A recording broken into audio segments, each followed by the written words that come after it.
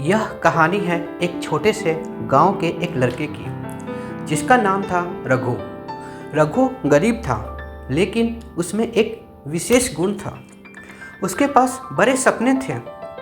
बचपन से ही उसे यह ख्वाहिश थी कि वो बड़ा आदमी बनेगा और अपने मेहनत से परिवार का नाम रोशन करेगा। लेकिन गांव में उसके पास साधन नहीं थे और लोग उसका मजाक उड़ाया करते थे। तू तो गरीब है, तुझसे क्या होगा, लोग कहा करते थे। रघु इस बात को हमेशा दिल से लगाता, लेकिन उसके सपना और मजबूत होता जाता। वो जानता था कि सफलता केवल धन और साधनों से नहीं मिलती, बल्कि अगर दिल में हौसला हो और मेहनत में कमी ना हो तो किसी भी मुश्किल को पार किया जा सकता है। रघु ने अपनी पढ़ाई के लिए संघर्ष किया। गांव के स्कूल में किताबें कम थीं, लेकिन उसने पुराने नोट्स और किताबों से पढ़ाई करना शुरू किया। समय बीतता गया और रघु ने अपनी मेहनत से बोर्ड परीक्षा में अच्छा प्रदर्शन किया। लेकिन यह तो अभी शुरुआत थी। उसने सोचा, अब मुझे शहर जाकर आगे की पढ़ाई करनी होगी। मुझे अपनी मंजिल तक पहुंचने के लिए कोई भी कदम उठाना पड़ेगा तो उठाऊंगा। शहर पहुंचने पर उसे कई मुश्किलें आई। सबसे बड़ी मुश्किल थी पैसे की। उसके पास इतना धन नहीं था कि वह अच्छे कॉलेज में दाखिला ले सके। लेकिन रघु ने हार नहीं मानी।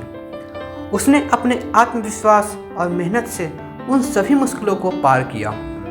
वो एक छोटे से काम में हाथ बटाने लगा और साथ में अपनी पढ़ाई भी जारी रखी।